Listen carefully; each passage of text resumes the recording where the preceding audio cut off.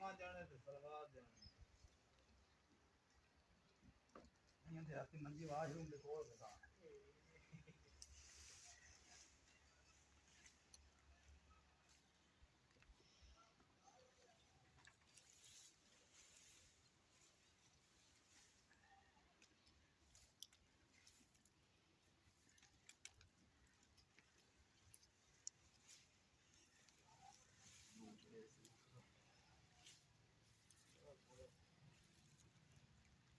बात कर जा